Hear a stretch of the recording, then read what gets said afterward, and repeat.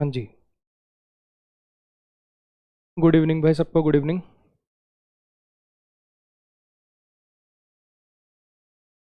अपने जो adjective chapter के दो आपके प्रैक्टिस सेट डले हैं, प्रैक्टिस मॉक कह लो, 30-30 क्वेश्चन वाले, उनका डिस्कशन का जो वीडियो है, उसके जो डिफ़िकल्ट क्वेश्चंस हैं उनके डिस्कशन की जो वीडियो है वो मैं आज रात को शूट करके डाल दूंगा।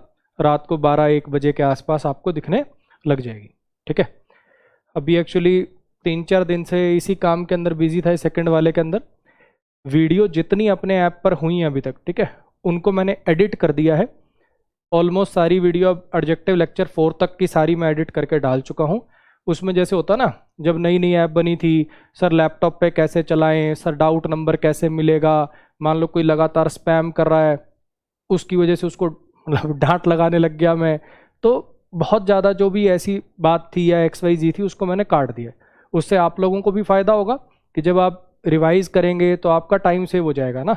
ऐसा नहीं कि बार बार आप आगे आगे आगे आगे कर ही जा रहे हो, पता नहीं चल रहा आपको, तो ये आप लोगों के भी चीज़ काम आएगी, ठीक है जी। ये मैंने पीछे के सारे लेक्चर्स एडिट कर दिए, एडजेक्टिव लेक्चर 4 तक। बाकी एडजेक्टिव 5 जो है बस उसको एडिट करना है। वर्ब से अभी सब कुछ ओके।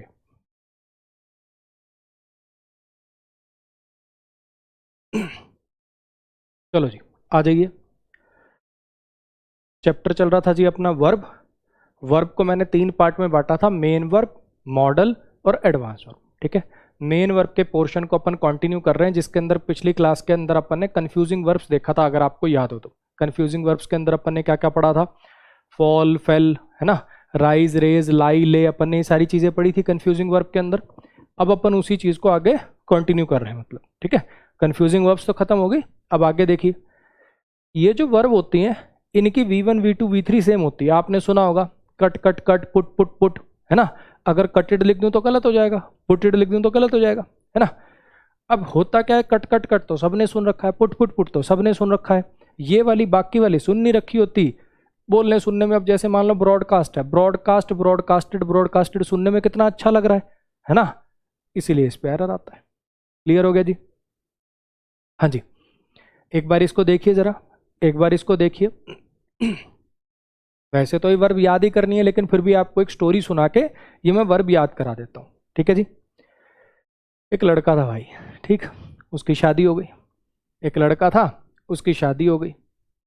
जैसी शादी हुई, जैसी शादी हुई, खर्चे बहुत बढ़ गए। जैसे ही शादी हुई खर्चे बहुत बढ़ गए। क्यों?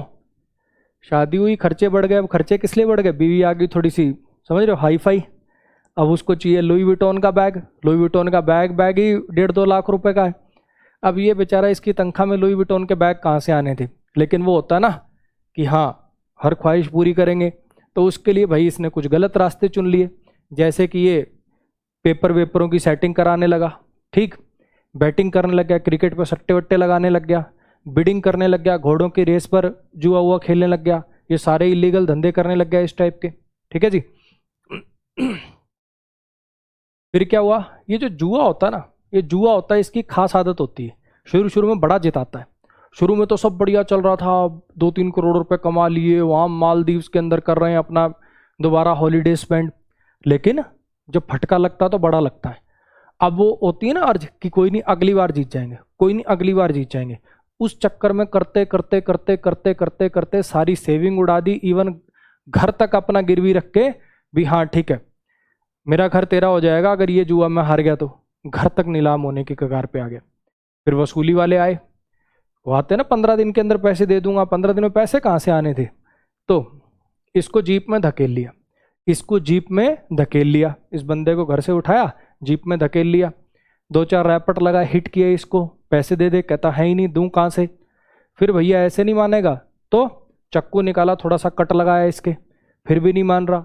फिर इसको क्या, भैया ऐसे नहीं डरेगा ये, हल्का सा इसकी गर्दन के पास यहाँ स्लिट किया ऐसे। फिर इसको लगा कि ये सच में मार सकते हैं भाई, इसको पूरा डराया। इसने कहा ठीक है मैं अपना घर बेच के आपके पैसे दे दूंगा। फिर इसको नीचे फेंक दिया जीप से। अब ये नीचे जहाँ पे गिरा, पूरे भरे बाजार में इधर उधर देख रहा है, यार कहीं कोई जानकार तो नहीं है, कहीं कोई देख ले और ये खबर फैल जाए। मान लो ये खबर वो फैल गई है, अखबार वखबार में छप गई, माँ बाप कहीं उसको पढ़ लें, कहीं अखबार वगैरह में छप जाए, माँ बाप पढ़ लें, तो वो तो बेचारे जीते जी मर जाएंगे। ये सोच के खुद भी फूट फूट के रोया। बस्ट माने होता है फूटना, बस्ट इनटू टीयर्स इडियम सुना होगा आपने। ये खुद भी फूट फूट के रोने लगा बहुत ज़्यादा। फिर इसने सोचा कि ठीक है, अब जो होगा, अब जो होगा सो होगा, अब जो होगा सो होगा। इसने क्या किया भैया, अपना घर बेच दिया, जो पैसे कमा के या पुश्तैनी जो भी था, 2-2.5 करोड़ का अपना घर, जमीन जमान सब बेच के उनका पैसा चुकाया, और फिर इसने अपनी नई जिंदगी शुरुआत करने की सोची। ये पुराने सारे धंधे जो हैं, जुए की लत वगैरह है, ये इसको क्विट कर देंगे बिल्कुल, इस धंधे को शट कर देंगे। शट का मतलब होता है बेसिकली किसी चीज़ को बंद कर देना, इसको शट कर देंगे। शेड का मतलब होता है किसी अनवांटेड चीज़ से छुटकारा पाना। आप वेट वगैरह के लिए जनरली ओवरवेट होते हैं ना, तो उसके लिए वर्ड यूज होता है कि उसने 10 किलो वेट शेड कर लिया। तो इसने अब वो सारी गंदी आदतें सोचा कि शेड कर देंगे, रिड माने छुटकारा पाना, कि छुटकारा पा लेंगे इन सब गंदी आदतों से। और भाई इसने वो सब छोड़ के छोटा सा अपना किसी चीज़ का बिजनेस शुरू किया। और वो बिजनेस मेहनती तो ये था, बस गलत रास्ते के अंदर चला गया था। तो भाई वो बिजनेस ऐसे बूम करने लगा भयंकर तरीके से, वो बिजनेस जबरदस्त बूम करने लगा। फिर बाद में बहुत सक्सेसफुल हो गया, तो इस पर एक मूवी बनी। उस मूवी के अंदर एक बहुत बड़े एक्टर को कास्ट किया गया, मान लो शाहरुख खान कर रहा है इसका रोल, एक बहुत बड़े एक्टर को कास्ट किया गया, है ना। वो मूवी हर जगह टेलीकास्ट करी गई, उस मूवी के बारे में खबरें हर जगह ब्रॉडकास्ट करी गई। इतनी फेमस हुई वो मूवी, इतनी फेमस हुई वो मूवी कि बाकी मूवी जो उस टाइम पर लॉन्च हुई थी, सबको उसने ओवरकास्ट कर लिया, ढक लिया। जितना फोरकास्ट किया गया था, जितना फोरकास्ट किया गया था कि मूवी 20-30 करोड़ कमाएगी, भैया मूवी ने कमा दिए 500-700 करोड़। फोरकास्ट से बहुत ज़्यादा कमा लिया उस मूवी ने। तो ये कुछ ऐसे करके आप इनको याद कर सकते हैं, कुछ ऐसे करके आप इन वर्ब्स को याद कर सकते हैं। ठीक है जी, एक बार नजरों के आगे से निकलेंगी तो वैसे याद हो जाएंगी, कुछ स्टोरी की हेल्प से याद हो जाएंगी। क्लियर है जी। करना कुछ नहीं है, करना कुछ नहीं है, बस एरर सिंपल आएगा, ब्रॉडकास्ट ब्रॉडकास्ट ब्रॉडकास्ट ही चलती है। V1 V2 V3 तीनों ब्रॉडकास्ट ही हैं, ब्रॉडकास्टेड जैसी कोई वर्ब ही नहीं है। सुनने बोलने में अच्छी लगेगी, लिखी होगी, आपको एरर करना होगा। लगता नहीं है एरर, लेकिन होता है। थर्स्ट थर्स्ट थर्स्ट ही चलती है, थर्स्टेड नहीं होगा। हिट हिट हिट ही चलेगी, हिटेड नहीं होगा। कट कट कट ही चलेगी, कटेड नहीं होगा। टेलीकास्ट टेलीकास्ट टेलीकास्ट ही चलेगी, टेलीकास्टेड नहीं होगा। इतनी सी बात। ठीक है, करिए जरा एक बार, इन तीनों को पढ़िए, करके दिखाइए।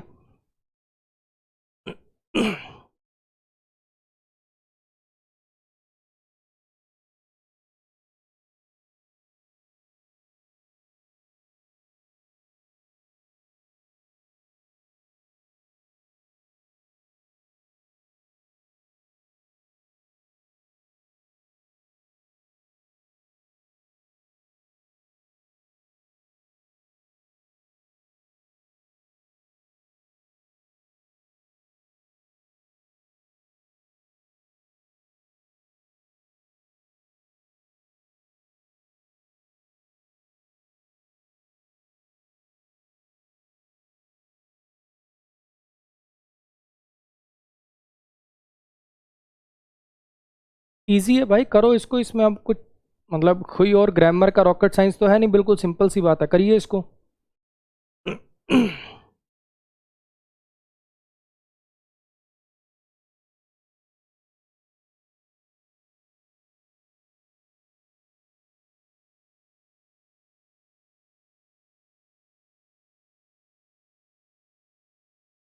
हाँ जी, प्रेसिडेंट की डेथ की जो खबर थी वो ब्रॉडकास्ट करी गई ऑल इंडिया रेडियो पे। अब पैसिव के अंदर है, न्यूज़ को ब्रॉडकास्ट किया गया था, पैसिव में बी की फॉर्म प्लस V3 आता, सुनने बोलने बहुत अच्छा लगेगा, लेकिन भाई इसकी V3 भी ब्रॉडकास्ट ही है, तो यहाँ पे ब्रॉडकास्टेड नहीं, ब्रॉडकास्ट यूज होगा। बलून फूट गया जैसे ही उसने उसको टच किया, गुब्बारा फूट गया जैसे ही उसने उसे टच किया, गुब्बारे को यानी टच किया, तो यहाँ पे बस्ट बस्ट बस्ट ही चलेगा बच्चे, बस्टेड नहीं हो पाएगा। गुब्बारा फूट गया था जैसे ही उसने उसे टच किया था। उन्होंने उसको बड़ी जोर से मारा उसकी कमर पर, उन्होंने उसको बड़ी जोर से मारा उसकी कमर पर, तो हिट हिट हिट ही चलेगी, हिटेड नहीं हो पाएगा। बोलो जी, क्लियर हो गया।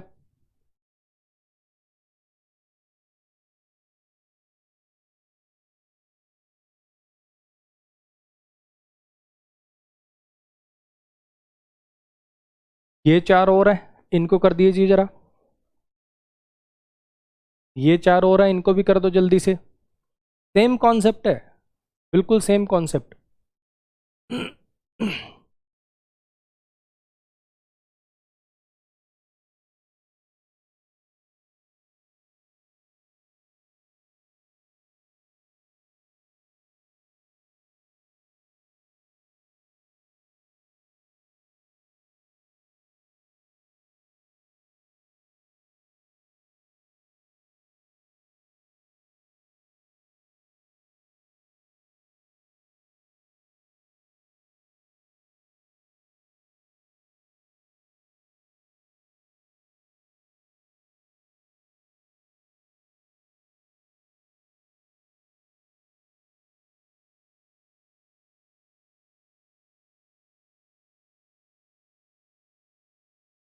ये जो है ना, ये आगे चल के मैं आपको पढ़ाऊंगा। जैसे आपको याद है फास्ट वर्ड था, वर्ड जो फास्ट था, फास्ट ही एडजेक्टिव होता है, फास्ट ही एडवर्ब होता है।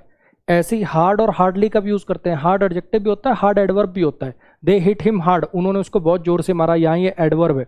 और हार्ड क्वेश्चन, यहाँ ही एडजेक्टिव है। और एक वर्ड होता है हार्डली, उसका मतलब होता है ना के बराबर। आई हार्डली नो यू, मैं तुझे ना के बराबर जानता हूँ। हार्ड एडजेक्टिव एडवर्ब दोनों होता है, हार्डली एडवर्ब होता है। मीनिंग में काफी डिफरेंस है, आगे चल के ये बात एडवर्ब चैप्टर के अंदर आएगी। अभी के लिए अगर आप पूछो तो ये सब्जेक्ट है, ये वर्ब है, ये ऑब्जेक्ट है, ये आपका एडवर्ब ऑफ मैनर है, कोई काम कैसे किया गया। ये आपका एडवर्ब है जी डिग्री वाला, ऐसा है। लास्ट 30 सेकेंड्स इनको करिए जरा जल्दी से, लास्ट 30 सेकेंड्स।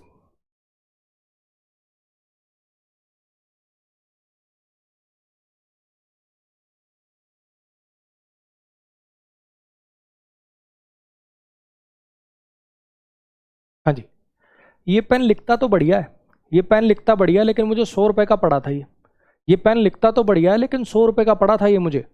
तो यहाँ पे कॉस्टेड नहीं आ पाएगा, क्या लिखना पड़ेगा, कॉस्ट लिखना पड़ेगा। अच्छा जी, उन्होंने उसको धकेल दिया गाड़ी में और उसको एक सीक्रेट जगह पर ले गए।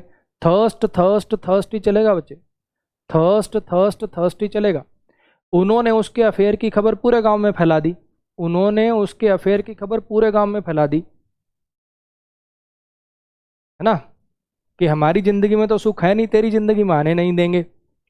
पूरा का पूरे के पूरे टाउन को ढक लिया गया बादलों के द्वारा, पूरे के पूरे टाउन को ढक लिया गया था बादलों के द्वारा, पूरे के पूरे शहर को ढक लिया गया था बादलों के द्वारा।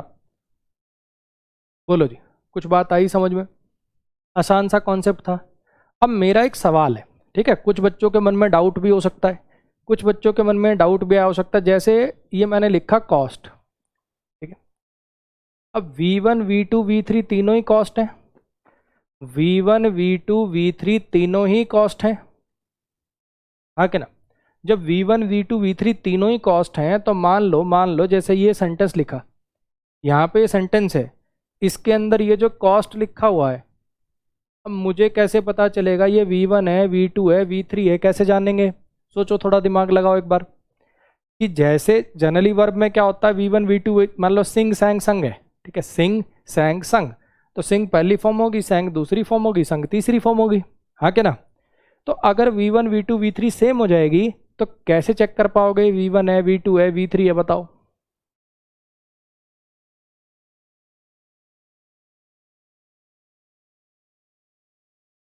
लगाओ दिमाग थोड़ा।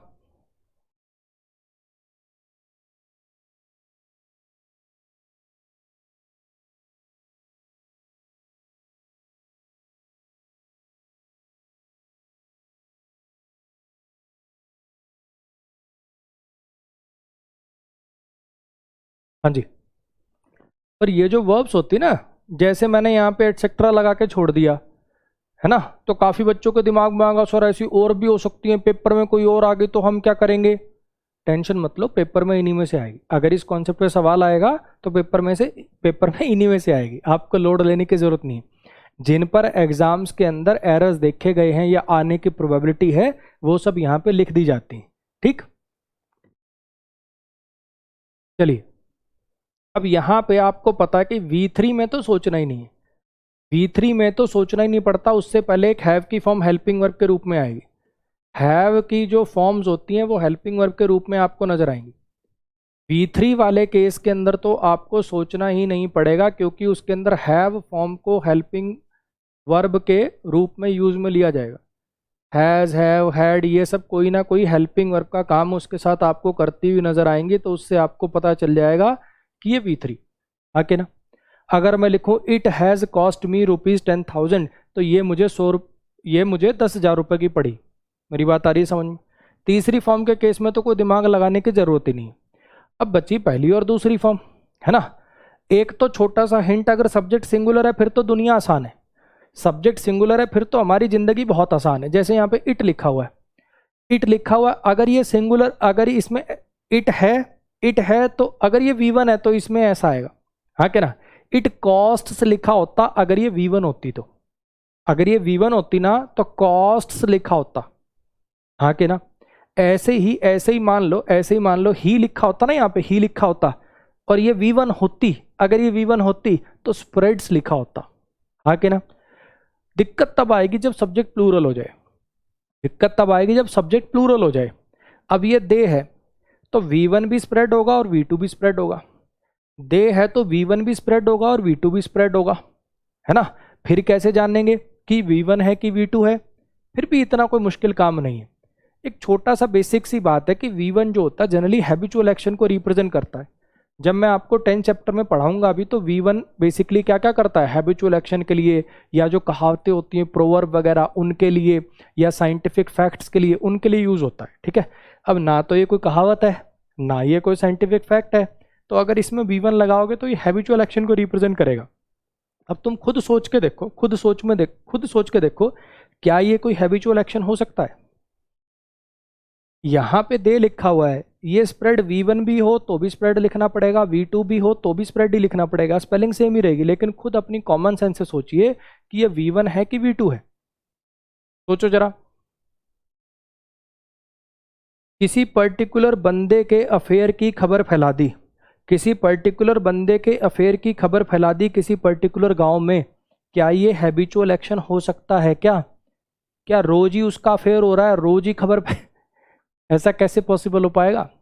तो इसका मतलब ये पास्ट का एक इवेंट है, खबर फैलाई गई थी, ऐसे कहना पड़ेगा। बोलो, आई मेरी बात समझ में? हाँ जी। ऐसे ही अभी यहाँ पे दे लिखा हुआ है, V1 भी थर्स्ट होगा, V2 भी थर्स्ट होगा, लेकिन तुम खुद सोचो क्या ये हैबिचुअल एक्शन हो सकता है? और दूसरी बात, अगर सेंटेंस के अंदर कोई और वर्ब आ रही है तो उससे भी हिंट मिल जाता है कि यहाँ पे और उसे ले गए थे एक सीक्रेट प्लेस पर, तो दोनों पास्ट में चलेंगे, हाँ कि ना। अब लगे हाथ एक छोटी सी बात और बता दो, लगे हाथ एक छोटी सी चीज और सोच लो। मुझे बताना कि ये जो लिखा हुआ है इसमें ये वाला पार्ट प्रेजेंट में है और ये वाला पार्ट पास्ट में है ना। जैसे यहाँ तो ये दोनों पास्ट में है, इसमें ये वाला प्रेजेंट में और ये वाला पास्ट में। मैं कह रहा हूँ ना ये V2 है, मैंने बोला कि ये V2 है, हाँ कि ना। और ये सही भी है V2। तुम अपने दिमाग से सोचो क्या ये सही लग रहा है तुम्हें? सोचो एक बार, ट्राई करो।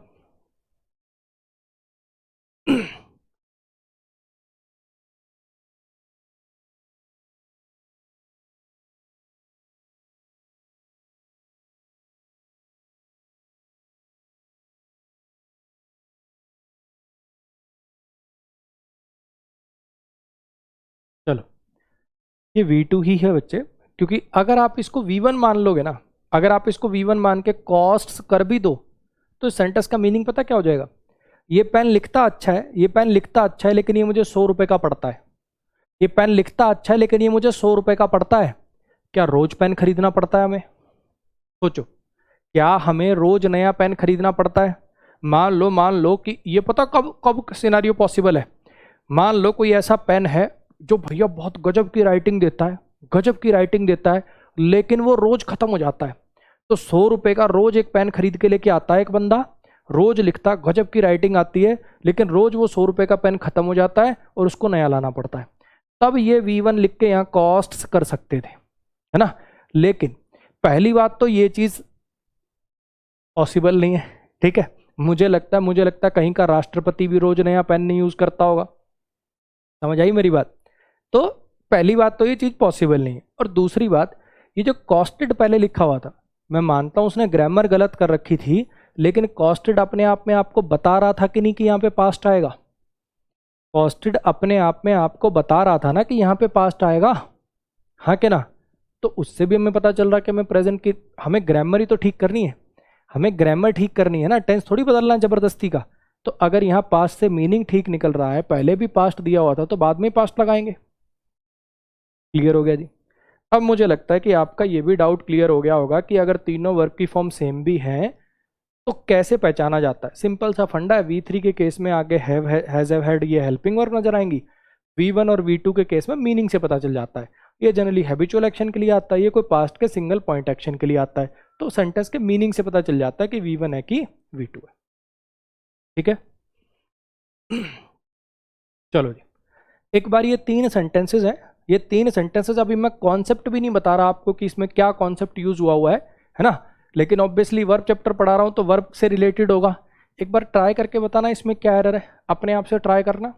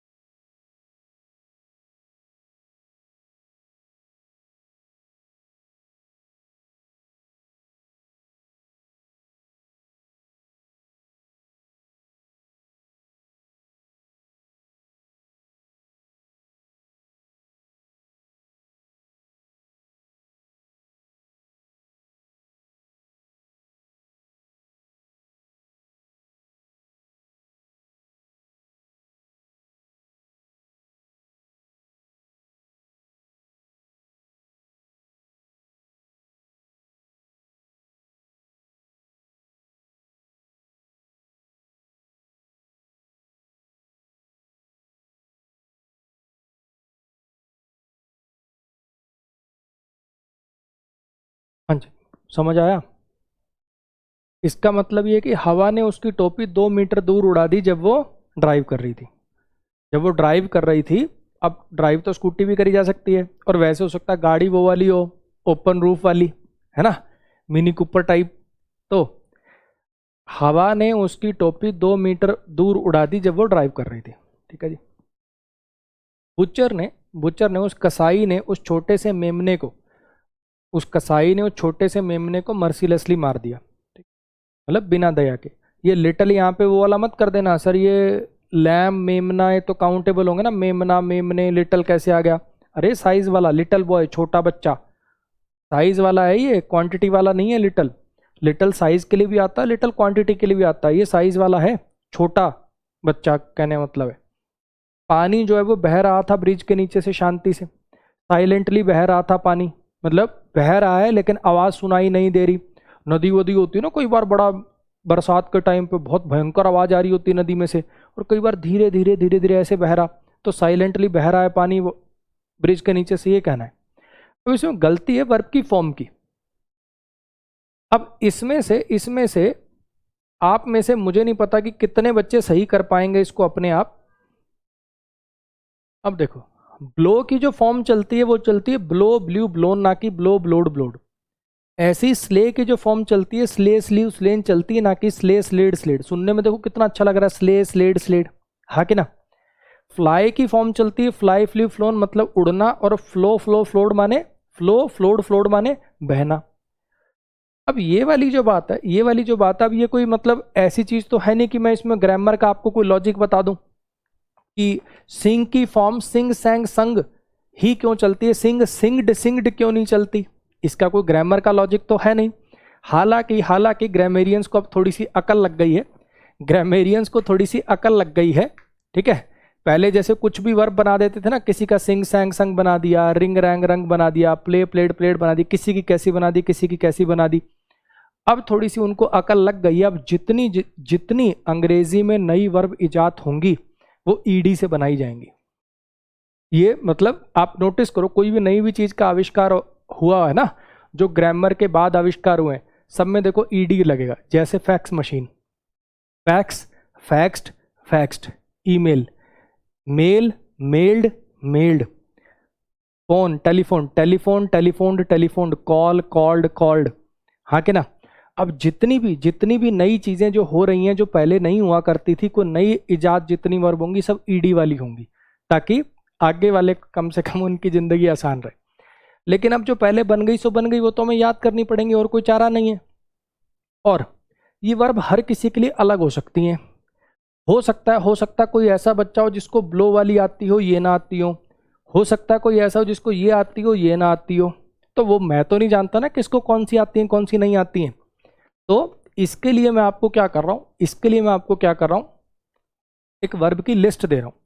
आज की क्लास में क्या होगा, इस वाली पीडीएफ के साथ, ये जो क्लास की पीडीएफ है इसके साथ एक पीडीएफ और दिखेगी। आज की क्लास की जब वीडियो आएगी ये, तो उसमें आपको दो पीडीएफ नजर आ रही होंगी। ठीक है, एक तो क्लास की पीडीएफ है और एक ऐसी वर्ब फॉर्म की पीडीएफ होगी। क्लियर होगी इतनी बात। तो आपको उससे क्या करना है, उस पीडीएफ से अपना देख लिया कौन सी वर्ब आपको पढ़ दी आपने, सारी नहीं लिखनी है। जो आपको अरे यार ये तो आती है, जो नहीं आती, ऐसी 5, 10, 15, 20, 30 वर्ब जितनी भी जो आपको नहीं आती उसमें से, उनको अपनी कॉपी में आपको नोट करना है, यानी अपने नोट्स के अंदर उनको नोट कर लेना है। क्लियर होगी इतनी बात। फिर से देखिए मैंने क्या कहा, इसमें सिंपल एरर है वर्ब की फॉर्म का। ठीक है, अब मुझे नहीं पता ना कि किसको कितनी वर्ब की फॉर्म याद है, किसको कितनी याद नहीं है। यहाँ पे बहना वाला मीनिंग चाहिए, वर्ब की फॉर्म ठीक लगी हुई है, फ्लो फ्लू फ्लो नहीं होती है, लेकिन पानी उड़ेगा थोड़ी, पानी तो बहेगा, तो यहाँ पे फ्लोड आएगा। इसमें वर्ब की फॉर्म की गलती थी कि स्ले स्लेड स्लेड नहीं, स्ले स्लीव स्लेन चलता है। स्ले का मतलब होता है किसी तेज धारदार चीज से काट के किसी को मार देना। स्लिट माने भी काटना ही होता है, स्लिट माने भी काटना होता है, स्ले माने भी काटना होता है, लेकिन दोनों में फर्क ये होता है, स्ले तब यूज करते हैं जब काटने से सामने वाला मर जाए। ठीक है, स्ले अपन तब यूज करते हैं जब सामने वाला मर जाता है। अगर हल्का ऐसे में ऐसे कट लगा दूं तो ये स्लिट हुआ, लेकिन गर्दन ही उड़ा दूं सामने वाले की तो वो स्ले हो गया। क्लियर हो गया। तो स्ले की फॉर्म चलती है स्ले स्लीव स्लेन, और ब्लो की फॉर्म चलती है ब्लो ब्लू ब्लोन। ठीक, फिर से बता रहा हूं क्या करना है, सिंपल सी बात है बच्चे। आपको एक लिस्ट मिलेगी, हर किसी के लिए वर्ब अलग अलग होंगी, किसी को कोई 10 नहीं आती होंगी, किसी को कोई 10 नहीं आती होंगी, है ना। तो ऐसी 5, 10, 15, 20 वर्ब जो भी जिसकी फॉर्म आपको नहीं पता थी उनमें से, उनको अपने नोट्स के अंदर चढ़ा लेना है। इतनी सी बात है।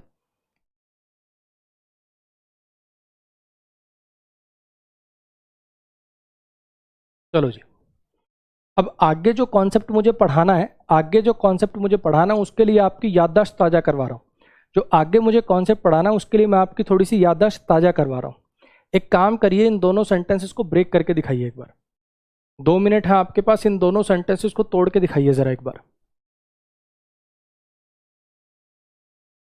इसमें थोड़ा टाइपिंग एरर है, शुड लिख लीजिएगा यहाँ पे, शुड लिख लेना।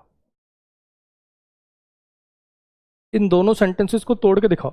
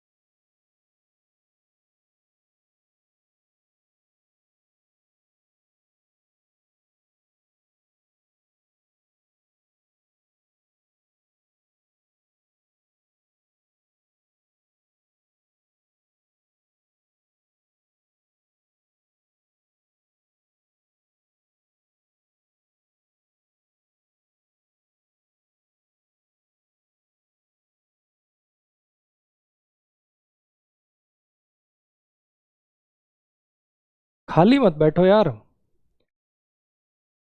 करो ब्रेक करो इसको।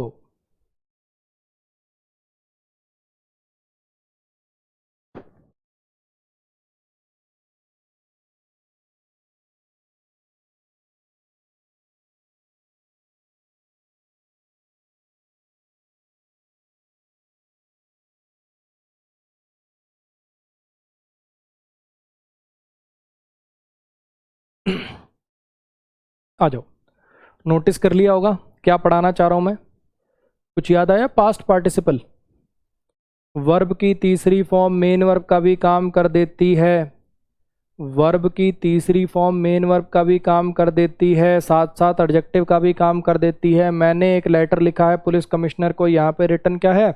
मेन वर्ब है। लेकिन अगर मैं इस सेंटेंस की बात करूं तो यू क्या हो गया? सब्जेक्ट हो गया। शुड क्या हो गया? हेल्पिंग वर्ब हो गया। रीड क्या हो गया? मेन वर्ब हो गया। तुम्हें पढ़ लेना चाहिए, तुम्हें पढ़ लेना चाहिए। क्या पढ़ लेना चाहिए? इंस्ट्रक्शंस भी करना पड़ेगा यार, 2 टाइपिंग एरर रह गए इसमें। तुम्हें पढ़ लेना चाहिए इन इंस्ट्रक्शंस को, तुम्हें पढ़ लेना चाहिए इंस्ट्रक्शंस को बड़े ध्यान से, तुम्हें पढ़ लेना चाहिए इंस्ट्रक्शंस को बड़े ध्यान से। कौन सी इंस्ट्रक्शंस को? ये जो लिखी गई इंस्ट्रक्शंस है ना, ये जो लिखी गई इंस्ट्रक्शंस है, इन्हें तुम्हें ध्यान से पढ़ लेना चाहिए। तो दीज क्या बन गया? दीज बन गया आपका डेमोन्स्ट्रेटिव एडजेक्टिव, जो कि इंस्ट्रक्शंस के लिए आया है। कौन सी इंस्ट्रक्शंस? ये वाली इंस्ट्रक्शंस। और कैसी इंस्ट्रक्शंस हैं ये? लिखित में इंस्ट्रक्शन है। एक तो बोली गई इंस्ट्रक्शन हो सकती है ना, एक तो बोली हुई इंस्ट्रक्शंस हो सकती हैं, और एक हो सकती हैं लिखी हुई इंस्ट्रक्शंस। तो रिटन इंस्ट्रक्शंस हैं जी। तो ये क्या बन गया? ये आपका पास्ट पार्टिसिपल बन गया, एडजेक्टिव बन गया। क्लियर हुई इतनी बात? हाँ जी। तो यहाँ से मैं आपको जो बताना चाह रहा हूँ, जो याद कराना चाह रहा हूँ, अगर आपको याद हो, वर्ब की थर्ड फॉर्म जो है वो 2 काम कर लेती है अंग्रेजी में। वो वर्ब भी बन सकती है और वो एडजेक्टिव भी बन सकती है, हाँ के ना? वर्ब की तीसरी फॉर्म इंग्लिश में 2 काम कर सकती है, वर्ब बनना और एडजेक्टिव बनना। अब मुझे बताओ, जब इसको मैं वर्ब बनाता हूँ या एडजेक्टिव बनाता हूँ तो क्या स्पेलिंग में कोई फ़र्क करना पड़ता है? नहीं। क्या प्रोनाउंसिएशन में कोई फ़र्क आता है? ऐसा कुछ है क्या कि ये रिटन होता है और ये रिटान होता है? नहीं। स्पेलिंग सेम है, बोलने में सेम है, खाली ग्रामेटिकल प्रोफाइल अलग है, हाँ के ना? कि इसका फंक्शन अलग है। क्लियर हुई इतनी बात? लेकिन कुछ वर्ब ऐसी होती हैं, उनको जब एडजेक्टिव फॉर्म में लिखना होता है, बाकी सारी वर्ब दुनिया की उनकी जो V3 है और जो एडजेक्टिव वाली स्पेलिंग है, जो V3 से जब एडजेक्टिव बनाओगे, मेन वर्ब बनाओ चाहे एडजेक्टिव बनाओ, V3 में स्पेलिंग सेम रहेगी। लेकिन ये कुछ ऐसी वर्ब हैं जिनकी V3 वाली और एडजेक्टिव वाली स्पेलिंग जो है वो अलग अलग है। देखिए कुछ वर्ब, फिर इन पर दुनिया जान के एग्जाम्पल है, बिल्कुल टेंशन लेने की जरूरत नहीं है। तो ये याद करनी पड़ेंगी तो मैं कहते याद कर लूंगा। गिनती की 10 वर्ब हैं और सब पे एग्जाम्पल्स हैं, ठीक है? देख लो, पहले दिखा देता हूं, ठीक है? जितनी वर्ब है सब पे एग्जाम्पल है, तो रोने मत लग जाना। क्लियर हुई इतनी बात? तो सिंक, सैंक, संक, डूबना, जहाज डूब गया, द शिप सैंक, डूब गया। और संकन माने डूबा हुआ। सिंक, सैंक, संक, डूबना। संकन एडजेक्टिव यानी डूबा हुआ जहाज, संकन शिप। ऐसे ही श्रिंक, श्रैंक, श्रंक, सिकुड़ना, ठीक है? श्रंकन सिकुड़ा हुआ, श्रंकन शर्ट, सिकड़ी हुई शर्ट। स्ट्राइक, स्ट्रक, स्ट्रक किसी को मारना, स्ट्रिकन मारा हुआ। गेट, गॉट, गॉट प्राप्त करना, गॉटन प्राप्त हुआ हुआ, गॉटन शूज मिले हुए शूज। मेल्ट पिघलाना, मोल्टन पिघला हुआ, molten iron, molten gold, molten silver. Shave, shaved, shaved shave करना, शेवन शेव हुआ हुआ। मान लो दाढ़ी बना हुआ फेस हो गए तो क्या कहोगे? शेवन फेस था उसका। प्रूव, प्रूव्ड, प्रूव करना। और प्रूवन प्रूव हुआ हुआ। अरे ये वाली बात तो यार, ये तो प्रूवन फैक्ट है, ये तो प्रूवन फैक्ट है, सबको पता है ये बात। तो प्रूव हुआ हुआ, इसका मतलब होता है प्रूव करना, ये प्रूव हुआ हुआ, ठीक है? शियर, शियर्ड, शीड, इसका मतलब होता है भेड़ की ऊन उतारना। अगर आप शियर कर रहे हो तो भेड़ की ऊन उतार रहे हो। शॉर्न ऊन उतरी भेड़, शॉर्न शीप लिख दूं तो ऐसी भेड़ जिसकी ऊन उतरी हुई है। ड्रिंक, ड्रैंक, ड्रंक पीना, और ड्रंक और ड्रंकन पिया हुआ, इसके दोनों फॉर्म होते हैं। देखो इसमें V3 वाला भी लिख सकते हैं और दूसरा भी लिख सकते हैं, कौन सा कब लिखते हैं अभी बताऊंगा। लोड, लोडेड, लोडेड लदा हुआ, मतलब लदा हुआ नहीं लादना। लोड, लोडेड लोड करना, लादना। और लोडेड और लेडन लदा हुआ, इनमें से कौन सा कब लगाते हैं ये वाले आपको अलग से अभी बताऊंगा, ठीक है? अब आपको क्या करना है, आगे मैं सेंटेंसेस आपको दिखा रहा हूं, ठीक है? उन सेंटेंसेस में पहले शांति से, तसल्ली से आपको ये सोचना कि मुझे यहाँ पे चाहिए क्या, मुझे यहाँ पे वर्ब चाहिए कि एडजेक्टिव चाहिए। वर्ब चाहिए होगी तो वर्ब तो ये वाली है, V1, V2, V3 जो फॉर्म चाहिए होगी मीनिंग के अनुसार वो लगा लेंगे। और एडजेक्टिव चाहिए होगा, अगर एडजेक्टिव चाहिए होगा तो फिर हमें ये वाली लगानी पड़ेंगी। क्लियर हुई इतनी बात? तो अब जो मैं आपको सेंटेंसेस दिखाऊंगा, आप आराम से शांति से पहले सेंटेंस को पढ़ेंगे, दिमाग में ब्रेक करेंगे और सोचेंगे कि मुझे यहाँ पे रिक्वायरमेंट किस चीज़ की है, एडजेक्टिव की रिक्वायरमेंट है कि वर्ब की। जैसी रिक्वायरमेंट होगी वैसा वर्ड अपन पुट कर लेंगे। करिए ट्राई।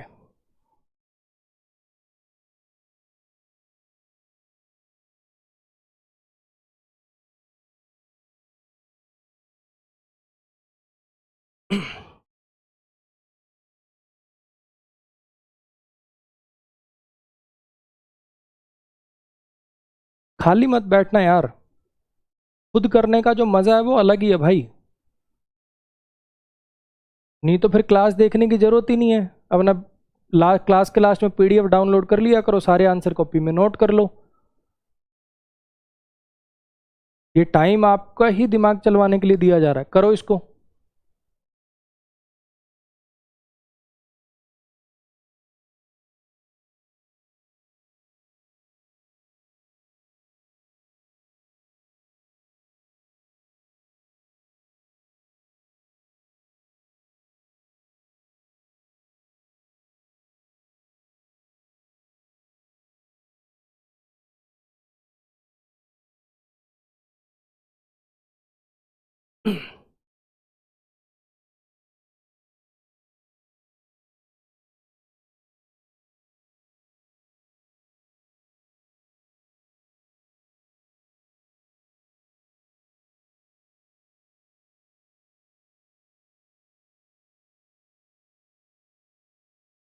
ब्रेक करने तीनों सेंटेंसेस। सेकंड सेंटेंस में टू हेल्प क्या बनेगा?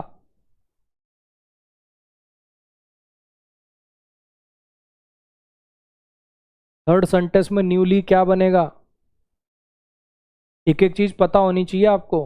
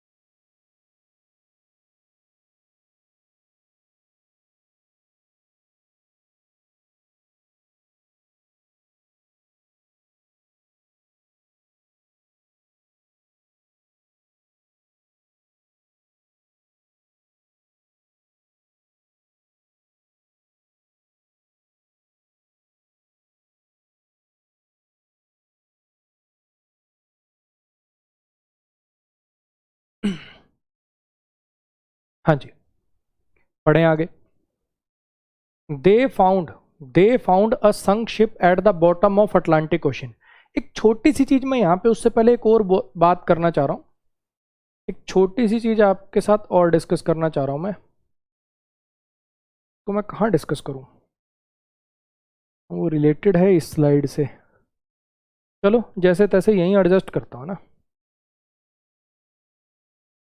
इसके बीच में यहाँ लिख देंगे। जो शुड है उसको यहाँ डाल लेते हैं।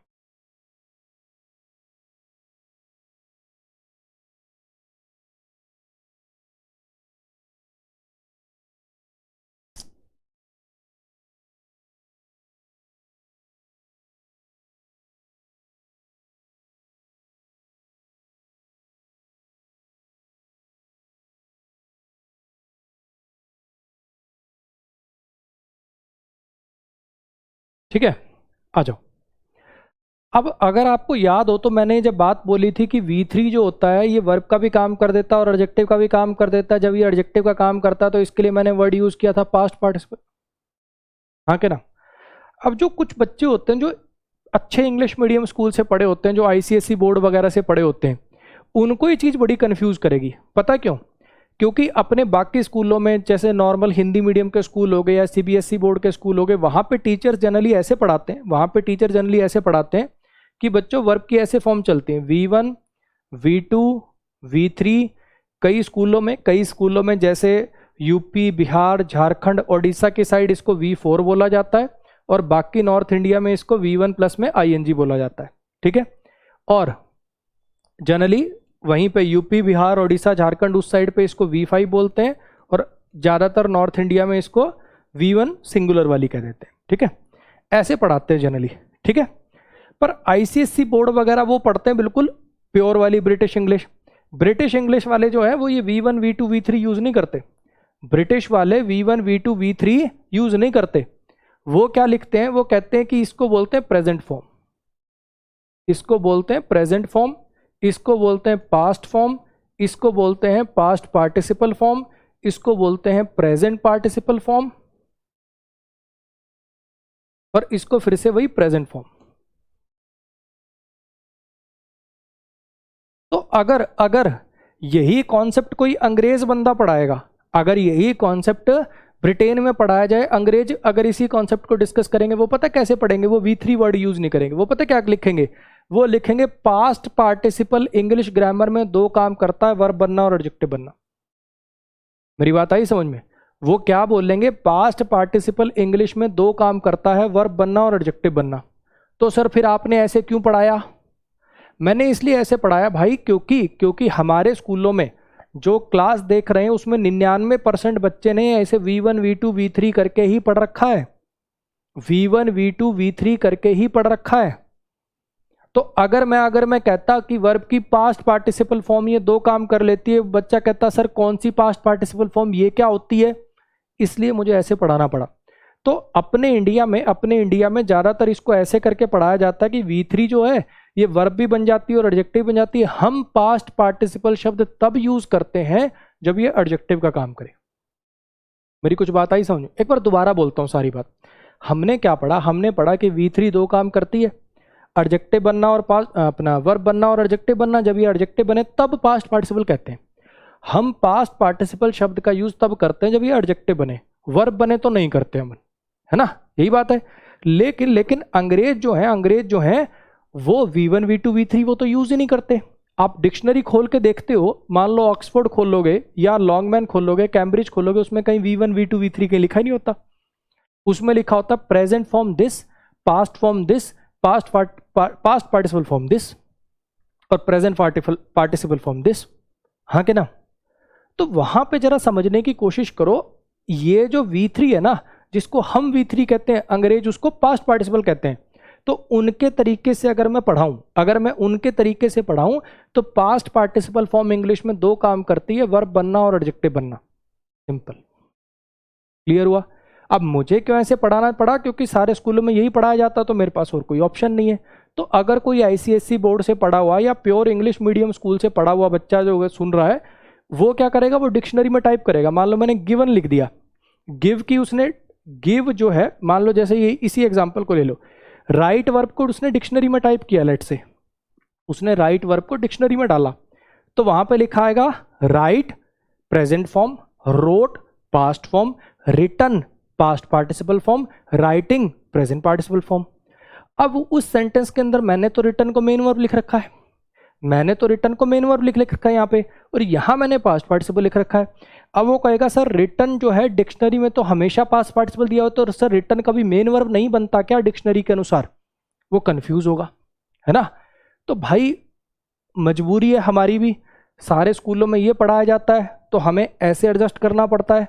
अगर स्कूलों में ऐसे होता है ये प्रेजेंट फॉर्म, पास्ट पार्टिसिपल, फिर तो जिंदगी बिल्कुल ही आसान हो जाती है। सीधा कहते जो वर्ब की पास्ट पार्टिसिपल फॉर्म होती है ना, वो वर्ब और एडजेक्टिव दोनों बन जाती, बात खत्म हो जाती। ये नया टर्म ही ना बनाना पड़ता। ये जो प्रेजेंट पार्टिसिपल, पास्ट पार्टिसिपल, ये जो नए दो वर्ड इंट्रोड्यूस करने पड़े, ये कुछ नहीं होते। ING फॉर्म को ही प्रेजेंट पार्टिसिपल फॉर्म कहते हैं और V3 को ही पास्ट पार्टिसिपल फॉर्म कहते हैं। तो कायदे से अगर प्योर इंग्लिश की बात करी जाए तो इसको ऐसे पढ़ाया जाना चाहिए, वर्ब की पास्ट पार्टिसिपल फॉर्म दो काम कर देती है, वर्ब बनना एडजेक्टिव वाला, सेंटेंस बनो, सेंटेंस पढ़ो, दिमाग का यूज करो, जान जाओगे। वर्ब की जो आईएनजी फॉर्म उसके लिए क्या वर्ड यूज होता है? Present participle form. अंग्रेज कैसे पढ़ेंगे इसको? वर्ब की प्रेजेंट पार्टिसिपल फॉर्म जो है ना, वो वर्ब बनना, एडजेक्टिव बनना, नाउन बनना, तीनों काम कर लेती है। अपना दिमाग यूज करो और जान जाओ। वो इसको ऐसे पढ़ेंगे। मेरी बात आ रही है समझ में? तो अगर कोई ऐसे स्कूल से पढ़ा हुआ बच्चा है तो परेशान मत होइए, ठीक है? अब आपको बात समझ में शायद मेरी आ गई होगी। अब आ जाते हैं जरा इन सेंटेंसेस पे। उन्हें एक डूबा हुआ जहाज मिला। उन्हें एक डूबा हुआ जहाज मिला। पूरा सेंटेंस भी ब्रेक कर सकते हैं, चलो कर ही देते हैं, कितनी 10 सेकंड की बात नहीं है। अब तो दिमाग चलने लग गया होगा ना भाई, अब तो ये सब दिमाग में एक्सरे होने लग गया होगा। Subject, verb, object, preposition, object, preposition, object, clear? अब मुझे इस नाउन को क्वालिफाई करवाने के लिए यहाँ पे एक एडजेक्टिव चाहिए था। सिंक, सैंक, संक ये वर्ब होती है, एडजेक्टिव तो संकन होता है, तो यहाँ पे क्या लिखना पड़ेगा? संकन लिखना पड़ेगा, जो एडजेक्टिव के जैसा काम करेगा। क्लियर हो गया? इस पे आ जाओ। Subject, helping verb, adverb, main verb, conjunction, subject, verb, intransitive verb होती है। जहाज पहले ही डूब चुका था। जहाज पहले ही डूब चुका था, जब वो मदद के लिए आए ना, जहाज उससे पहले ही डूब चुका था। तो यहाँ पे कम केम वर्ब तो मतलब इंट्रांजिटिव होती है, तो इसका ऑब्जेक्ट तो हो नहीं सकता है, तो वाई का रिप्लाई है। तो ये जो इन्फिनेटिव है ये एडवर्ब की तरह से काम कर रहा है, अगर आपको याद हो तो। क्लियर होगी इतनी बात? जब वो मदद के लिए आए ना, जहाज उससे पहले ही डूब चुका था। अब यहाँ पे हैड, हेल्पिंग वर्ब लगी हुई है, ऑलरेडी एडवर्ब लगी हुई है। और दूसरी बात, संकन तो एडजेक्टिव होता है। एडजेक्टिव कब आता है? जब आगे नाउन लिखा होता है। कहाँ है इसके आगे नाउन? ये सारी बातें चीख चीख के बता रही हैं कि हमें तो यहाँ पे मेन वर्ब बनानी थी। मेन वर्ब बनानी थी तो फिर हमें क्या वर्ड यूज करना चाहिए था? हमें यहाँ पे V3 संक लिखना चाहिए था। सिंक, सैंक, संक, मुझे यहाँ पे V3 की जरूरत है, तो मुझे यहाँ पे क्या लिखना चाहिए था? संक लिखना चाहिए था। बोलो भाई, क्लियर हो गया? इस पे आ जाओ। उसने घुमा दिए वो नए मिले जूते। उसने घुमा दिए वो नए मिले जूते जो उसको उसके अंकल से मिले थे। अंकल उसका रहता है अमेरिका, वहाँ से आया था, नए जूते लेके आया था, और वही वहाँ दोस्तों अगर टशन मारने चक्कर में आज खेलने के लिए लेके गया था, है ना? नए जूते थे, उसने सोचा बास्केटबॉल खेल लूँगा तो कलाब हो जाएंगे ना, बाहर ही निकाल देता हूँ। ठीक है, बाहर निकाल के नंगे पैर बास्केटबॉल खोला, पैर फुड़ाए, बाहर निकला तो कोई जूते उठा के ले गया। तो ही सब्जेक्ट है, लॉस्ट वर्ब है। बहुत दुख होता है यार, कोई चीज़ को ना बहुत संभाल के रखो और वो खराब हो जाए तो बहुत दुख होता है। ठीक है, और कई बार किस्मत ऐसी होती है, ऐसे लोग जो सामान को बिल्कुल ऐसे रगड़ के यूज में लेते हैं ना, उनकी चीज़ नहीं खराब होती। मुझे याद है, मैंने कॉलेज के अंदर मेरा लैपटॉप था भाई, जिसको बोलते हैं ना जिगर का टुकड़ा। भाई मैंने उसको ऊपर से लेमिनेशन, छोड़ो दुनिया कराती है, उसके मारे वहाँ पे एक लेमिनेशन वाला है बहुत बढ़िया, उसकी भाई एक एक बटन पे लेमिनेशन कराया कि कहीं इसके बटन घिस के ना इसके अक्षर ना मिट जाएं। एक एक बटन के ऊपर लेमिनेशन करवाया मैंने। और भाई वो लैपटॉप 6 महीने के बाद उसका ऑडियो जैक खराब हो गया, कुछ खराब हो गया। लोगों ने कहा था HP बहुत बढ़िया कंपनी है, और जो लोग ऐसे ना ऐसे ऐसे लैपटॉप लेके ऐसे फेंक देते थे बेड पे, कुछ नहीं होता था उनका। पूरे ऐसे ऐसे लैपटॉप पूरे हॉस्टल में सरकारी हुआ करते थे, जो कभी कोई ले गया कभी कोई ले गया, वो भी भाई उससे ज़्यादा चले। बहुत दुख हुआ था। चलो, ही सब्जेक्ट है, लॉस्ट वर्ब है। उसने घुमा दिए जूते। ठीक, कौन से जूते घुमा दिए? उसने नए मिले हुए जूते घुमा दिए। उसने नए मिले हुए जूते घुमा दिए। अब यहाँ पे देख पा रहे हो लॉस्ट वर्ब आ चुकी है, तो ये वर्ब तो मुझे चाहिए नहीं, मुझे तो जूतों को क्वालिफाई कराना। कौन से जूते? नए मिले हुए जूते। तो यहाँ पे मुझे एक एडजेक्टिव की जरूरत थी, तो यहाँ पे मुझे लिखना चाहिए था गॉटन, और ये न्यूली बनना चाहिए था एडवर्ब। क्लियर हो गया? नए मिले हुए जूते। याद है ill mannered boys, ill mannered boys, कुछ याद आया? नाउन के लिए जो आया वो एडजेक्टिव, जो एडजेक्टिव के लिए आया वो एडवर्ब। ये गॉटन क्या बनेगा? यहाँ पे एडजेक्टिव बनेगा। क्लियर? अच्छा, ये दैट क्या बनेगा? दैट रिलेटिव प्रोनाउन है, जूतों के लिए एडजेक्टिवल क्लॉज बना रहा है। रिलेटिव प्रोनाउन है, रिलेटिव प्रोनाउन क्या बनते हैं? रिलेटिव प्रोनाउन क्या बनते हैं? एक तो प्रोनाउन वाला काम करते हैं, सब्जेक्ट ऑब्जेक्ट बनते हैं और कंजंक्शन बनते हैं। अब सब्जेक्ट तो आया हुआ है, तो यानी यहाँ पे ये ऑब्जेक्ट प्लस में कंजंक्शन का काम करेगा, क्योंकि ये रिलेटिव प्रोनाउन है। हाँ कि ना? ये इस वर्ब का ऑब्जेक्ट बनेगा। ही सब्जेक्ट है, हैड हेल्पिंग वर्ब है, यहाँ पे मुझे वर्ब चाहिए थी, वर्ब चाहिए थी तो गेट गॉट गॉट बनानी पड़ेगी, जो कि मेन वर्ब बनेगा। फ्रॉम प्रीपोजिशन है, अंकल इसका ऑब्जेक्ट है, हिज पॉजेसिव एडजेक्टिव है। बोलो, क्लियर हो गया? हाँ जी, क्लियर हुआ?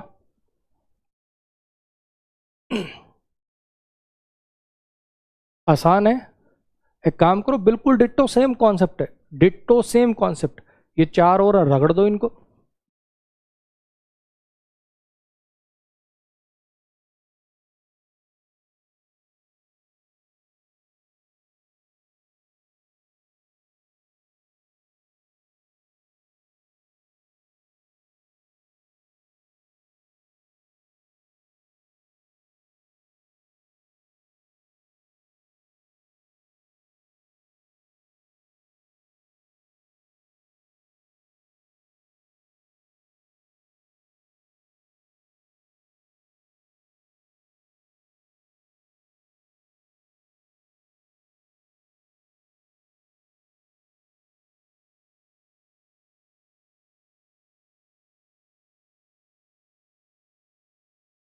खाली मत बैठो भाई।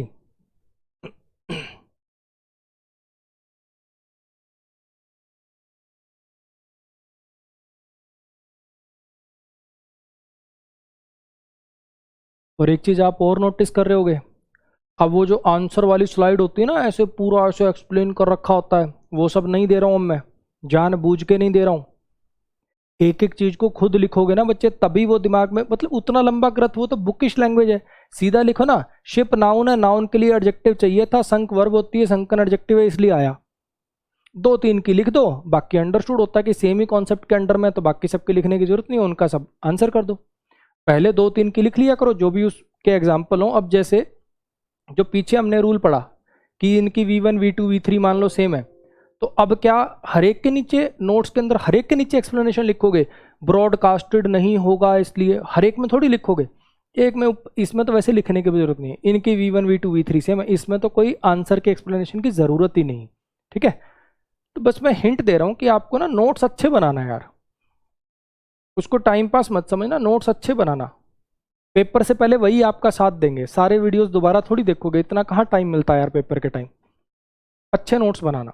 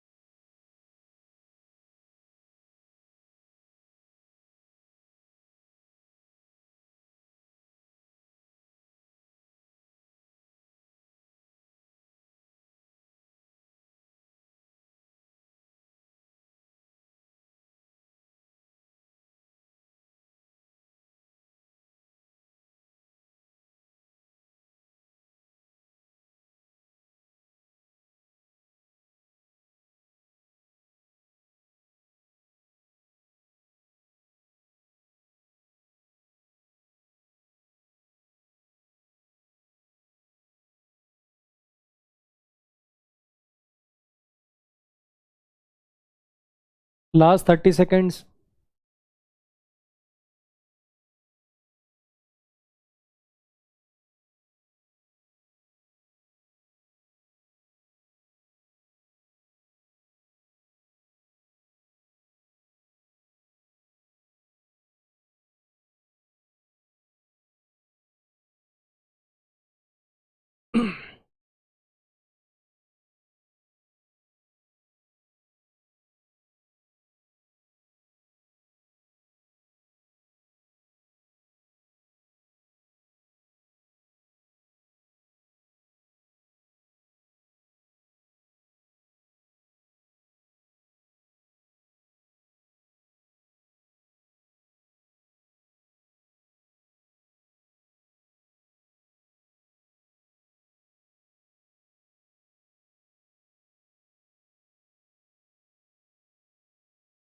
हाँ जी, करें शुरू।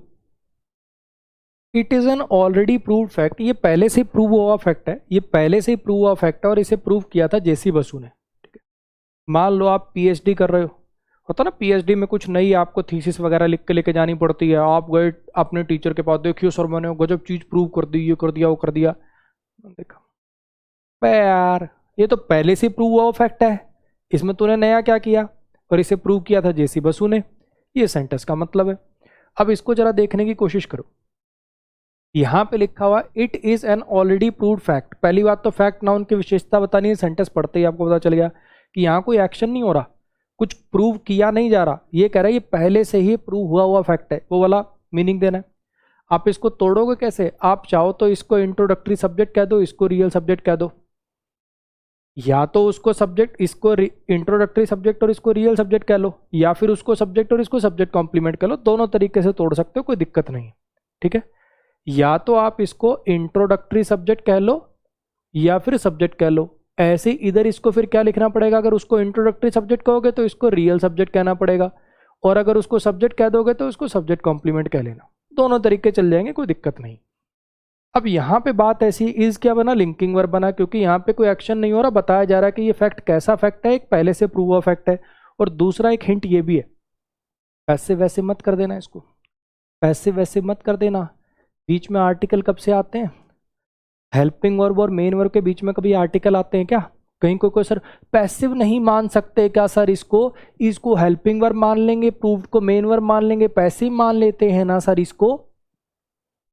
अरे भाई बीच में एडवर्ब कब से, ये अपना आर्टिकल कब से आने लगे उसमें। और दूसरी बात, सेंटेंस पढ़ना, पैसिव में किसी चीज पर कोई काम किया जाता है, उसे पनिश किया गया था, है ना, he was punished by his mother. यहाँ पे तो बताना है कैसा फैक्ट है, ऐसा फैक्ट है, फैक्ट के बारे में कुछ इन्फॉर्मेशन देनी है, और ऐसे सेंटेंसेस लिंकिंग वर्ब से लिखे जाते हैं। ये बातें आपको पता हैं तो फिर आप कर लोगे। ये आपका एडवर्ब हो गया। मुझे यहाँ पर एक एडजेक्टिव की जरूरत थी जो फैक्ट नाउन के लिए आएगा, जिसको ऑलरेडी क्वालिफाई करेगा। एडजेक्टिव की जरूरत थी तो आपको प्रूवन लिखना चाहिए था। क्लियर हो गया। एंड कंजंक्शन है। अगला आपका क्लॉज शुरू हो गया। इट सब्जेक्ट है, ऊपर वाली साइड ही लिखता हूँ, भीड़ हो जाएगी। इट आपका सब्जेक्ट हो गया, वॉज आपका हेल्पिंग वर्ब हो गया, बाय प्रीपोजिशन है, बाय प्लस डूअर से पता चल रहा है कि इस बार आपको पैसिव लिखना है, बाय प्लस डूअर से पता चल रहा है कि इस बार आपको पैसिव लिखना है। तो यहाँ पे आपको V3 लिखना चाहिए था, यहाँ पे वर्ब आनी चाहिए थी, तो यहाँ पे क्या लिखना पड़ेगा, यहाँ पे आपको प्रूव्ड लिखना पड़ेगा। सिंपल सी बात है। इस पे आ जाइए। चोर का, मान लो कहीं चोरी हो गई, अब किसी ने देख लिया था उसको, तो उससे स्केच बनवा रहे हैं। मान लो कि उसको बोला कि आप स्केच बनाओ, कैसा था, अच्छा दाढ़ी कैसी थी, नहीं दाढ़ी नहीं थी, उसका शेवन फेस था, उसका जो फेस था वो शेवन फेस था। सब्जेक्ट बना। अब यहाँ पे मुझे बताओ, ये हेड कोई हेल्पिंग वर्ब है? सोचो, बोलो बोलो, ये थीफ किसी की शेव कर रहा है क्या? थीफ किसी की शेव कर रहा है क्या?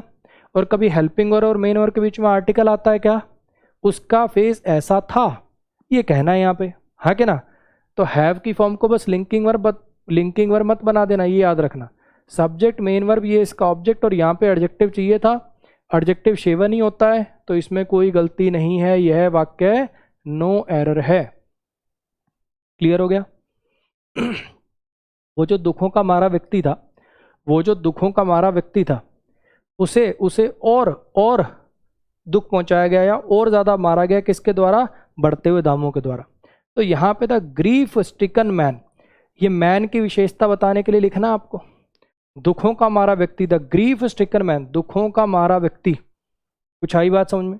तो ये जो आप फ्रेज बना रहे हो ये एडजेक्टिव की तरह से काम कर रहा है। ये जो ग्रीफ स्ट्रिकन है ये एडजेक्टिव की तरह, दुखों का मारा व्यक्ति, तो वर्ब नहीं, मुझे यहाँ पर एडजेक्टिव चाहिए था। स्ट्रिकन, उसे और मारा गया, ये पैसिव में, दुखों के मारे व्यक्ति को और मारा गया बढ़ते हुए दामों के द्वारा, ये यहाँ पर पैसिव है, ये हेल्पिंग वर्ब है। यहाँ पे आपको मेन वर्ब चाहिए था तो आपको स्ट्रक लिखना चाहिए था। हाँ जी, कैसे मारा गया? और बहुत जोर से मारा गया, हार्ड एडवर्ब हो गई। बाय प्रीपोजिशन है, इसमें भी एरर है। सर एक ही सेंटेंस में दो एरर, सर एक ही सेंटेंस में दो एरर, समझाने के लिए कर रहा हूँ भाई, पेपर में एक ही जगह आएगा। पेपर में या तो ये एरर आएगा या ये एरर आएगा, ये जानबूझ के मैंने यहाँ पे छोड़ दिया था कि देखते हैं अपने आप में से कितने लोग नोटिस करेंगे। तो यहाँ पे बढ़ते हुए दाम कहना है, कल की क्लास में आपको पढ़ा के गया हूँ, तो यहाँ पे राइजिंग प्राइसेस आएगा। राइजिंग प्राइसेस आएगा। ये प्राइसेस नाउन है जो प्रीपोजिशन का ऑब्जेक्ट बनेगा, ये राइजिंग प्रेजेंट पार्टिसिपल बनेगा, एडजेक्टिव बनेगा। बोलो जी, क्लियर हो गया? पेपर में एक ही जगह पर एरर आएगा, ये समझाने के लिए जानबूझकर इसमें दो किए। इस पर आइए, ये जो ऊन उतरी हुई भेड़ है, ये जो ऊन उतरी हुई भेड़ है, ये मिस्टर यादव की है। अब यहाँ पे दीज शीयर्ड शीप, आगे आपको नाउन चैप्टर में पढ़ाऊंगा, शीप का प्लूरल नहीं करते, एक भेड़ हो 10 पेड़ हो, शीप्स नहीं लिख सकते आप, ये नाउन चैप्टर में आएगा। अभी के लिए आपको ऐसे ही याद करना है। दीज डेमोन्स्ट्रेटिव एडजेक्टिव हो गया, ये आपका सब्जेक्ट है, वर्ब है, प्रीपोजिशन है, ऑब्जेक्ट है, हाँ कि ना। अब यहाँ पे मुझे एडजेक्टिव चाहिए था शीप नाउन के लिए, एडजेक्टिव चाहिए था तो एडजेक्टिव तो शॉर्न होता है, तो यहाँ पे मुझे शॉर्न लिखना चाहिए था। बोलो भाई, क्लियर हो गया? 2 मिनट का ब्रेक है, जिसको वॉशरूम वगैरह जाना है जल्दी से जाके आइए, फिर आगे कंटिन्यू करेंगे।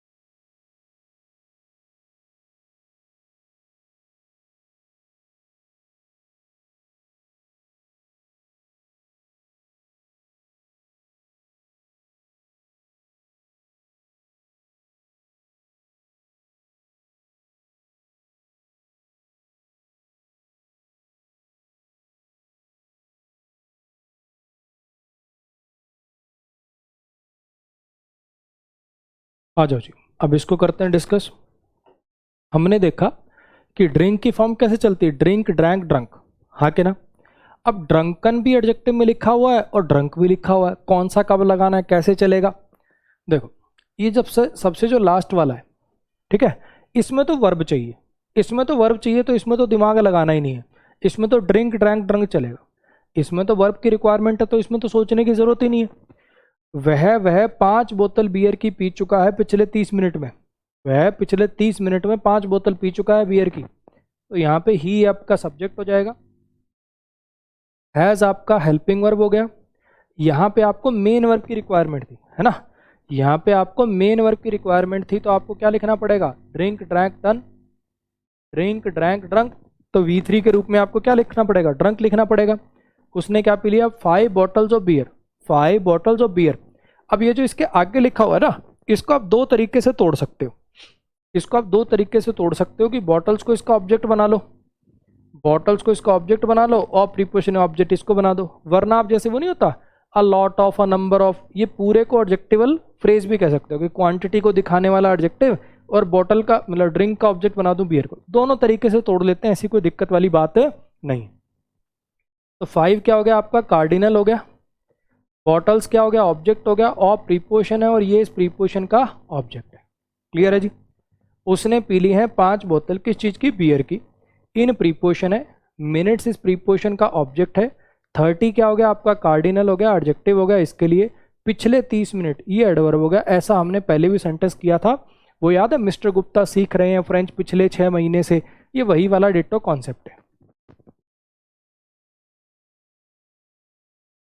हाँ जी। तो वर्ब वाला तो आसान है मामला, वर्ब में तो कोई दिक्कत नहीं हुई, ड्रिंक ड्रैंक ड्रंक में से चलाना था, जैसे ही हैज़ के बाद V3 लगता है तो मैंने ड्रंक लगा दिया। वर्ब में तो कोई दिक्कत ही नहीं है। दिक्कत एडजेक्टिव की है कि ड्रंकन भी एडजेक्टिव है ना, और ड्रंक भी एडजेक्टिव है, कौन सा कब यूज़ करें। हालांकि दोनों चल जाते हैं, हालांकि दोनों जनरली कोई सा भी यूज़ कर सकते हो आप, लेकिन अगर प्रेफरेंस की बात है, अगर प्रेफरेंस की बात है, ठीक, तो फंडा कुछ ऐसा है इसमें, फंडा कुछ ऐसा है, यानी अगर आपको नाउन से पहले लगाना हो, नाउन से पहले लगाना, मैं फिर बता रहा हूँ दोनों चल जाते हैं बच्चे, दोनों चल जाते हैं, आपको दोनों देखने को मिल सकते हैं, लेकिन सिर्फ प्रेफरेंस की बात है। मुझे बहुत कम चांस लगता है कि इस पर एरर आएगा, लेकिन ज़्यादातर बुक्स वगैरह में या कहीं कहीं ये बात लिखी होती है तो मैं भी पढ़ा रहा हूँ, लेकिन मुझे इंटरनली कम उम्मीद है कि इस कॉन्सेप्ट पर एरर बनाए, क्योंकि दोनों ठीक होते हैं अपने आप में। तो फंडा कुछ ऐसा है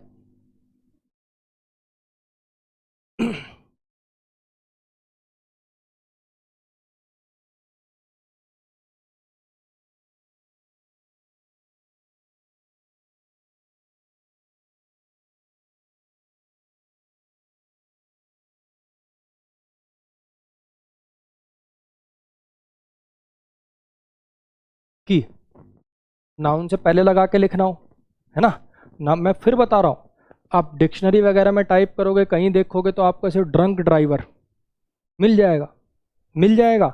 ग्रामेटिकली ये भी चल सकता है, ये भी चल सकता है, लेकिन अगर नाउन से पहले लगा के लिखना हो तो अपन ड्रंकन वर्ड को प्रेफर करते हैं। मुझे इंटरनली ऐसा लगता है कि इस पर एरर नहीं आएगा, लेकिन बुक्स वगैरह में दिया होता है ना, तो मैं भी बता रहा हूँ आपको, ठीक। अच्छा जी, अगर लिंकिंग वर्ब के बाद लिखना हो, लिंकिंग वर्ब के बाद लिखना हो कि अभी वो पिया हुआ है, ठीक, तो उसमें ही इज ड्रंक, इस केस में ड्रंकन आपको नहीं दिखेगा, ही इज ड्रंक ही दिखेगा। लिंकिंग वर्ब के बाद आप कह सकते हो, लिंकिंग वर्ब के बाद आप कह सकते हो कि आपको ड्रंक ही नजर आएगा, ठीक है। नाउन से पहले लगाना हो तो आपके पास चॉइस है, दोनों में से कोई लिख लिया करो, ड्रंकन को प्रेफर कर लिया करो, लेकिन लिंकिंग वर्ब के बाद लगाना हो तो ड्रंकन वर्ड यूज मत किया करो, ड्रंक वर्ड का यूज किया करो। इसी बात पर एक बार ये दोनों पढ़ना, कहाँ कौन सा लगाओगे बताना।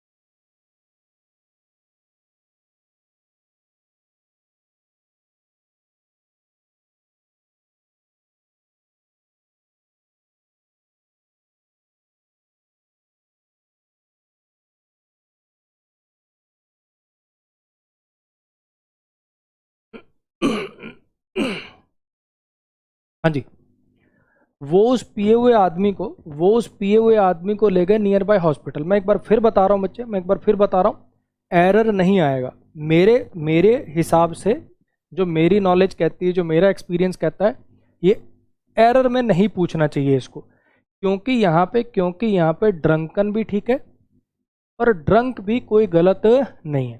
हाँ, अगर प्रेफरेंस की बात, तो मान लो यहाँ पे फिलअप लगा के दे दूँ, मान लो यहाँ पे मैं फिलअप लगा के दे दूं, ऐसे डैश लगा के दे दूं, ठीक है, तो अगर ये दोनों ऑप्शन में हो तो ये प्रेफर हो जाएगा, ये मैं मान लेता हूँ।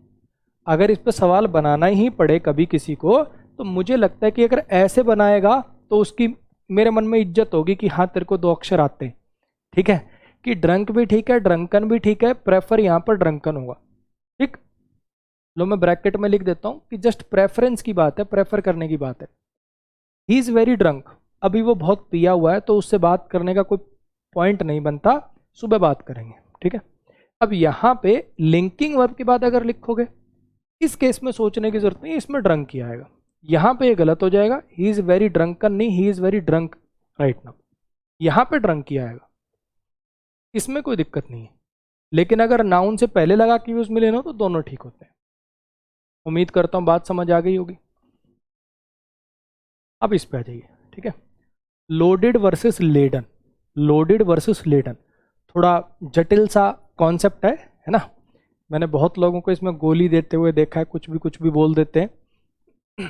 चलो आओ समझने की कोशिश करते हैं। दोनों का ही मतलब होता है किसी चीज़ से भरा हुआ, दोनों का ही अर्थ होता है किसी चीज़ से भरा हुआ, ठीक। तो कौन सा कब लगाते हैं, मैं आपको कुछ जगहें बताता हूँ, देखो ज़रा समझने की कोशिश करना। अगर कोई ऐसी चीज़ है, अगर कोई ऐसी चीज़ है कि उसकी क्वांटिटी फिक्स है, उसके अंदर उससे ज़्यादा कोई चीज़ डल ही नहीं सकती। एक्चुअली मैं आपको शॉर्ट में ऐसा समझाऊं तो लोडेड का मतलब होता है किसी चीज़ से लदा हुआ, और लेडन का मतलब होता है हैविली लोडेड, ज़रूरत से ज़्यादा लदा हुआ। अगर मैं शॉर्ट में इस कॉन्सेप्ट को समझाना चाहूँ तो लोडेड का मतलब होता है किसी चीज़ से लदा हुआ, किसी चीज़ से भरा हुआ, और लेडन का मतलब होता है ज़रूरत से ज़्यादा भरा हुआ, ठीक है। अब यहाँ पे ज़रा समझने की कोशिश करना, कोई अगर ऐसी चीज़ है जिसकी क्वांटिटी फिक्स है, जैसे कि ये गन है, अगर किसी बंदूक में 6 गोलियां डलती हैं तो ज़बरदस्ती 7वीं घुसा सकते हो क्या, बताओ। अगर किसी बंदूक की मैगजीन में 6 गोली की जगह है तो क्या वहाँ 7वीं गोली जा सकती है क्या, नहीं जाएगी। ऑब्वियस बात है कि ना, नहीं जाएगी, ऑब्वियस चीज़ है। तो ऐसे केस में लेडन कभी नहीं आ पाएगा, लोडेड ही आएगा। क्लियर हुई इतनी बात। अच्छा, ऐसे वाला मीनिंग, वो जिम्मेदारियों के बोझ के नीचे लदा हुआ है, वो इस प्रेशर के नीचे दबा हुआ है, या प्रेशर्स उस पर लदे हुए हैं, जिम्मेदारियां उस पर लदी हुई हैं, ऐसे वाले मीनिंग में लोडेड कभी यूज नहीं होगा, लेडन यूज होगा, ठीक है। जब भी आपको कभी ऐसे ना वो परेशानियां उस पर लदी हुई हैं, रिस्पॉन्सिबिलिटीज उस पर लदी हुई हैं, काम उस पर लदा हुआ है, ऐसे में हमेशा लेडन आएगा। दूसरा, अगर कभी पेड़ पौधों की टहनियों की बात हो कि इन पेड़ पौधों पर फ्रूट्स लगे हुए हैं, होता क्या है, फ्रूट्स की वजह से टहनियां झुक जाती हैं, तो ऐसे वाले मीनिंग में भी हमेशा लेडन यूज होगा। क्लियर हुआ। अच्छा, अगर ट्रक की बात करें, ट्रक जो है वो सब्जियों से लदा हुआ है, तो यहाँ दोनों ठीक है, ये भी ठीक है, ये भी ठीक है, तो ऑब्वियस बात है कि पेपर में ये सेंटेंस नहीं आ पाएगा। हाँ, दोनों में फ़र्क क्या होता है, इसका मतलब लदा हुआ है और बहुत ज़्यादा लाद दूं, ओवर कैपेसिटी से बहुत ओवर कर दूं, तो फिर लेडन करना पड़ता है। समझ में आया। तो यहाँ इसके ब्रैकेट में मैं लिख देता हूँ लेडन इक्वल टू, आप डिक्शनरी में देखेंगे तो यही बात आपको साफ साफ लिखी हुई मिलेगी, laden equal to heavily loaded. बोलो, बात समझ में आई। तो ये इनके डिफरेंसेस हैं। ये भी मुझे इसलिए पढ़ाना पड़ा क्योंकि काफ़ी किताबों में दिए होते हैं, एरर जनरली इसका नज़र आता नहीं, लेकिन आएगा तो अब इसमें मुझे लगता है क्लैरिटी आ गई होगी कि भैया को अगर कोई ऐसी चीज़ है, जनरली गन का ही एग्जांपल आता है, कोई ऐसी चीज़ है अगर उसकी कैपेसिटी फिक्स है, अगर किसी चीज़ की कैपेसिटी फिक्स है, मान लो से फ़ोन है, फ़ोन में 2 ही सिम कार्ड की जगह है ना, या एक ही सिम कार्ड की जगह है, तो ज़बरदस्ती तीसरा थोड़ी ठूंस दोगे। तो ऐसी कोई अगर चीज़ है जिसकी कैपेसिटी फिक्स है तो उसमें लेडन कभी नहीं आ सकता, उसमें लोडेड ही आ सकता है, ठीक है। अगर जिम्मेदारियों से भरा हुआ, या फिर जिम्मेदारियों से भरा हुआ परेशानियों से लदा हुआ, लेडन ही आएगा उसमें। पेड़ पौधों की टहनियों की बात हो, लेडन ही आएगा उसमें। ये वाले के अंदर दोनों ठीक है, ये भी ठीक है, ये भी ठीक है, डिपेंड करेगा ट्रक कितना लदा हुआ है, तो इस पे कभी पेपर में ऑप्शन ही नहीं आ सकता। ये तो बोलने वाले पे डिपेंड है ना। अब मान लो ट्रक की कैपेसिटी जो है, ट्रक की कैपेसिटी है 350 किलो माल लद सकता, उसमें 385 386 लाद रखा है, तो मैं लोडेड वर्ड यूज करूंगा। लेकिन अगर 350 किलो में तुम ऊपर तक करके रस्सी वस्सी बांध के उसमें 500 किलो या 650 किलो माल लाद दो, तो फिर मैं लेडन यूज करूंगा। बोलो, समझ में आया। ग्रामेटिकली इसमें दोनों ठीक है, बोलने वाले पर डिपेंड है, ये पेपर में नहीं आ पाएगा। ये पेपर में नहीं आ पाएगा, समझो, क्योंकि दोनों ठीक है। यहाँ पर मैं ये बात बार बार इसलिए बोल रहा हूँ क्योंकि बच्चों की आदत होती है तल पेपर में तोनता पलैपल तलेंदे, वो पलैपल तलेंदे वाले बच्चों ये पेपर में नहीं आएगा, क्योंकि यहाँ दोनों ठीक है। आप पे डिपेंडेंट है, जैसी उस ट्रक की स्थिति होगी आप उसके अकॉर्डिंग बोल लोगे। यहाँ पे फिक्स है मामला, इन तीनों में फिक्स है मामला। क्लियर हो गया? हाँ जी। वैसे तो मैंने सोचा था कि आज थोड़ा और भी पढ़ाऊंगा स्टेटिव वर्ब वगैरह, लेकिन मुझे लगता है फिर ज़्यादा हैवी हो जाएगा। मुझे लग रहा है कहीं ऐसा ना हो कि ये लेक्चर ज़रूरत से ज़्यादा हैवी हो जाए, रो भी बहुत जल्दी जाते हो तुम। ठीक है, तो आज के लेक्चर को अपन यहीं वाइंड अप कर लेते हैं। आज के लेक्चर को यहीं वाइंड अप कर लेते हैं। मेन वर्ब वाला जो पोर्शन है ना अपना, जो मेन वर्ब वाला पोर्शन है, मैंने कहा था ना वर्ब को 3 पार्ट में बांटेंगे, मेन वर्ब, मॉडल और एडवांस वर्ब लास्ट में कराऊंगा, मेन वर्ब मॉडल इकट्ठे कराऊंगा। मेन वर्ब वाला जो पोर्शन है वो आपका कल खत्म हो जाएगा। ठीक है जी, मेन वर्ब वाला पोर्शन कल ओवर हो जाएगा। कल इतना ही कंटेंट है कल की क्लास में, वो इजीली खत्म हो जाएगा। ठीक, तो मिलेंगे अपनी कल की क्लास में, सेम टाइम सेम जगह। ठीक है, आज रात को शूट करके मैं एडजेक्टिव की जो मॉक डिस्कशन है वो आज रात को शूट करके डाल दूंगा, डोंट वरी, वो आपको रात को या कल सुबह तक दिखने लग जाएगी। आज के लिए गुड नाइट भाई।